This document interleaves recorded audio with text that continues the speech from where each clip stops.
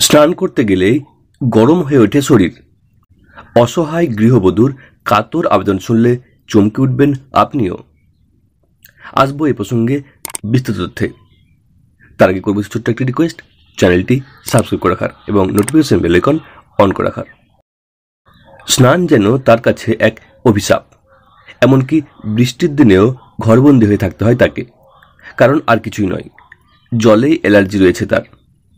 এমনই জানালেন ব্রিটেনের বাসিন্দা কেন্ডাল ব্রাইস। 25 বছর বয়সী এক সন্তানের জননী ব্রাইস এক বিরল রোগে আক্রান্ত। চিকিৎসাশাস্ত্রের পরিভাষায় রোগটিকে বলা হয় অ্যাকোয়াজেনিক আর্টিক্যারিয়া। এই রোগে ত্বকের উপর জলের ফোঁটা পড়া মাত্র শুরু হয় জ্বালা, ক্রমশ ফুলে ওঠে ত্বক, সঙ্গে লালচে চাকা চাকা দাগ। ব্রাইস বর্তমানে অন্তঃসত্ত্বা। এই অবস্থায় তার সমস্যা আরও বেড়ে গিয়েছে বলে দাবি করছেন বধূ।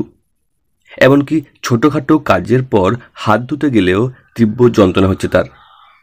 কেন্ডাল জানিয়েছেন, প্রথম স্নান করতে গিয়ে গায়ে জল ঢাললেই মনে হতো যেন অসংখ্য সূঁচ ফুটছে তার শরীরে। তারপর ক্রমশ উত্তপ্ত হয়ে উঠত শরীর। স্নানের পর প্রায় ঘণ্টাখানেক এই যন্ত্রণা ভোগ করতে হতো তাকে। এমনকি জল পান করলেও মনে হতো যেন পুড়ে যাচ্ছে শরীর। 15 বছর বয়সে প্রথম সমস্যা দেখা দেয় কেন্ডালের, কিন্তু প্রথমে কাউকে জানাননি তিনি। পরে স্থানীয় চিকিৎসকদের কাছে গেলে তারাও রোগ নির্ণয় করতে পারেননি। শেষ পর্যন্ত ইউনিভার্সিটি হসপিটাল অফ নর্থ ডুরহামের চর্মরোগ বিশেষজ্ঞরা তার রোগ ধরতে পারেন।